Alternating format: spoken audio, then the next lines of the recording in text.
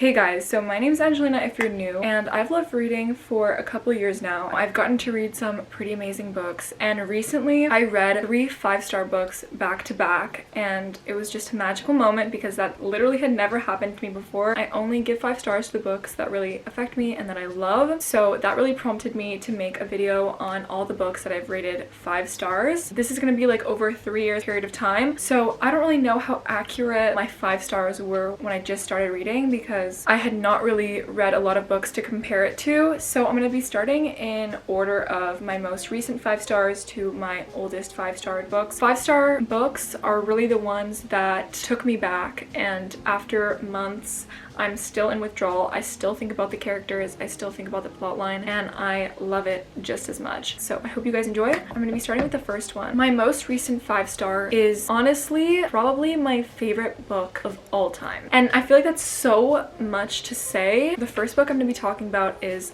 Divine Rivals. This is a TikTok famous book. I went into it completely and utterly blind. I had no idea what it was about. Long story short, it's very much like the real world but has some mystical elements, so it's not like a complete fantasy world, but it definitely has some things that are not normal, like magical typewriters. But the characters are normal humans, the world's normal, there's a war, and there's 2 rival writers that are working for a newspaper, whatever. Plot kind of goes that it's an enemies to lovers, but this was one of those books where the plot and the romance were both amazing. I can't get it out of my head. I feel so strongly about it. Out of all the books that I've ever read, and I've read some really sad books, this is the only one that had me like having tears flowing down my eyes. It wasn't even that they were talking about crazy things that I've never heard before. It was just the way it was written made me feel it as if I was going through those things. I was in my car and I was driving to Florida while reading this. My parents were like looking at me in the backseat and were like, "Are you okay?" And I was like, "No, I'm not okay." Without the slip,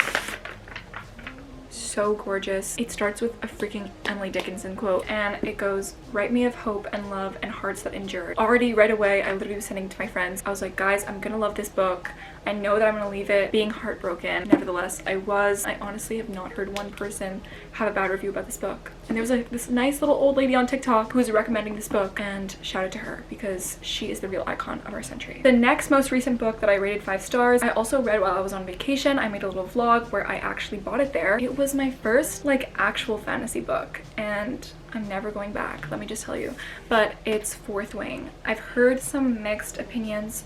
Some people love it, some people don't as much, and I feel like if there was any cringe part about this book, I completely blocked it out of my brain. 99% of it was just absolutely perfect. I think that there's just some things where it's like out of sight, out of mind. There's so many fun things about this book. I had so much fun while reading it, and I found myself, even after it was done, I was like, oh my god, am I gonna find a book that has such a nice fantasy world that I'm that captivated by again? It didn't have to be a book that was like grammatically correct. This is supposed to be for fun. I would love to see a movie adaptation of more books like these. All of these books I feel like should have a movie. We are missing good movies on the market right now, but I didn't know it was going to be as spicy as it was. I feel like the fantasy books that I was reading before were very slow burn, but this one actually had some crazy shit to it. It does look a bit intimidating. It is a pretty big book. I found that it was super easy to understand. I've had times where I've read books and I don't understand anything, like from Blood and Ash and stuff like that. Sorry, not sorry, but I really was having a tough time understanding the characters, the world, all that stuff. It's amazing, fantabulous. Would eat it up every single other day. This book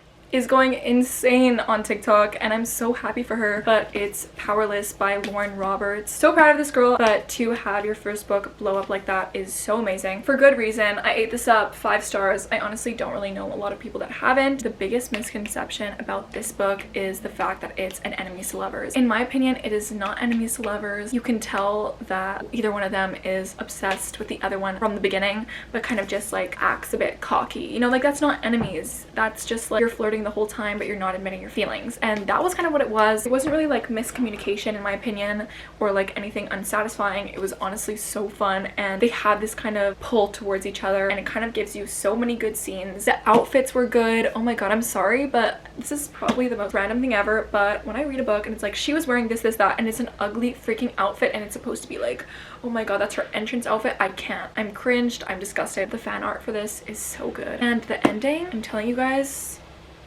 you will not be disappointed. This is a fantasy book. A lot of people compare it to the Hunger Games. It's definitely a Hunger Games type vibe. When I found out that the second one is coming in July, I almost wanted to die. The next one is The Ballad of Never After. This is the second one in the series. I love the covers. They have such pretty covers in this whole series. I feel like these types of books are so complicated to explain, but it is another fantasy book. There is a romance subplot. Very tiny, very slow burn. I haven't read the third one. It just came out. But because of that, I feel like the tension is so much stronger, and the endings are usually what make me rate it higher than I would. I didn't enjoy this book, I know, right away as much as the 3 other ones that I just talked about. I did really enjoy it though, and the ending was absolutely wild, and we love a misunderstood villain. The next one, this book is small but so mighty. Such an amazing book. It's Perks of Being a Wallflower, and I don't know what to say because I feel like a lot of people have read this because of school, and I feel like that's probably why. Maybe if there's any, but people may not like it as much. One of my friends had read it for school and she said it was actually really good, so I was like, okay, let me give it a chance. I don't really like reading any books that the school recommends me just because they have the worst book taste ever. Let's be completely honest over here. Since it was so small, I was like, I just want to try it, and it took me so long to get through. It was probably because there's no chapters, and also the topics are extremely difficult to read about. In my opinion, it was really hard for me to do. I had to really take breathers and breaks throughout it because it was hitting me a lot harder than I actually imagined before. It was amazing. It was so good. I think about this book probably every single day of my life. After reading it especially, I was thinking about it, I think, non-stop. I didn't think that I could read another book after it. It put me in such a big reading slump, but for a good reason. Like, I needed time to just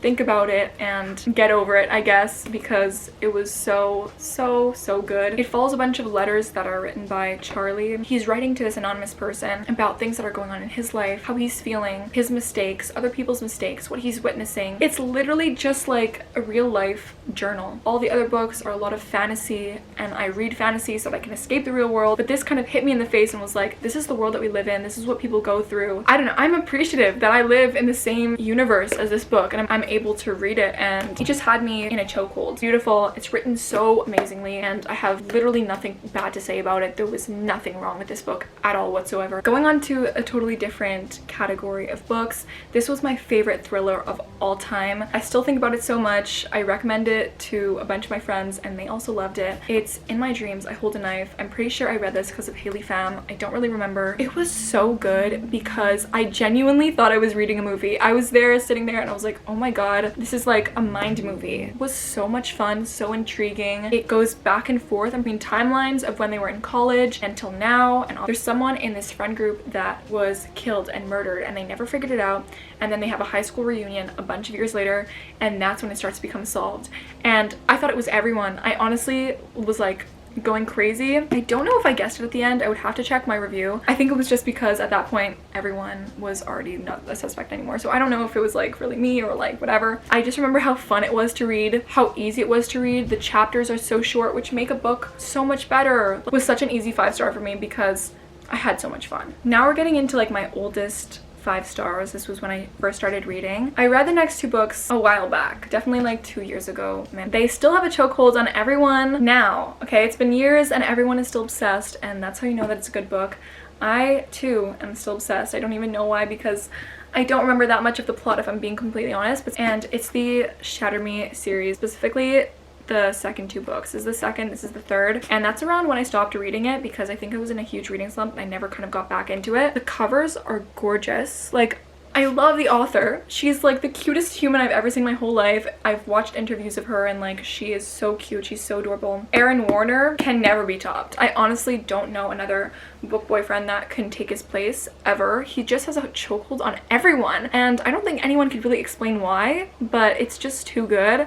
And I think even the side character was so good. I loved Kenji. It was like in a dystopian type world. The main character girl, Juliet, she has this touch where if she touches anyone, they die. That's all that can be said. It's just so good. Obviously there's like a kind of enemies to lovers trope with it. The novellas, I read a couple of them and they're also so bomb. Okay, the next book, I don't know if if I would have read it now, I would have the same feelings about it, but it's The Silent Patient. I remember loving it so much. I think it was like my second thriller that I had ever read, and it was so different from romance that it was really like shocking in my brain, but also I knew that it was all obviously going viral. Everyone was loving this book. I think I loved it because I really love psychology, and it was very psychological and very interesting to see, especially because it deals with like a psychiatric patient where like she goes like mute or something like that after her husband is like shot, and everyone's like, what the hell? She's like this famous artist. Some of my friends were telling me that they actually guessed the ending and like how it kind of played out. I personally didn't at all, and I think the moment that I realized it, I was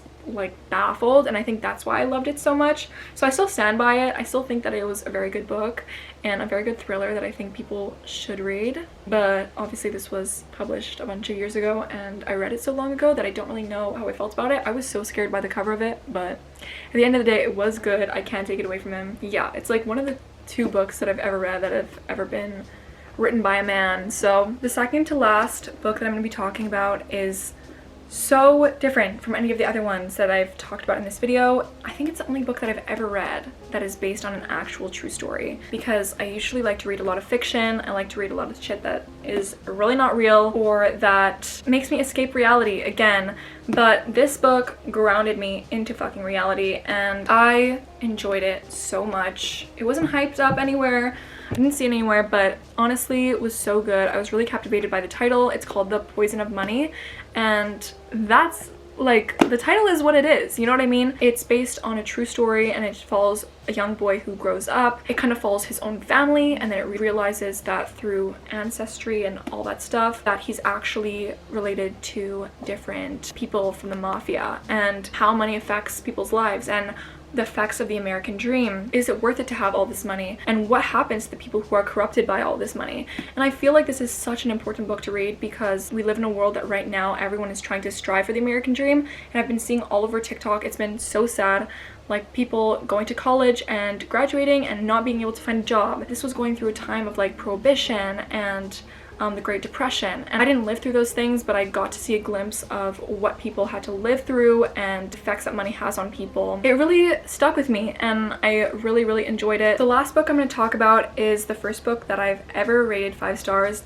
and it is The 7 Husbands of Evelyn Hugo. Everyone rated this book 5 stars, and I still don't remember what I felt like after I read it. I don't know if it was worth 5 stars or anything like that, because it was literally the first book that I had ever truly loved, and I'm gonna say that it was worth it. I don't think about it every single day, but when I do think about this book, I think so much about what it's like for women in the world we live in, and especially in the entertainment business, in the public eye, and just the disgusting things that we're told to do to get a job, or that we feel like we need to do in order to prove our place in society. And it was written in such a interesting way because of the whole, it was like this like newspaper thing that she was kind of speaking on and what it was about. And there is a twist at the end, I do remember that, and it was very interesting in itself. It was such a sad ending at the same time. It just goes to show people who it looks like they have it all, sometimes they feel like they have nothing, you know, they would give it up for what the most normal person has, and I feel like that's the most insane thing. But and even though it's fiction, it's so true. There's so many celebrities that are out there that talk about how like they don't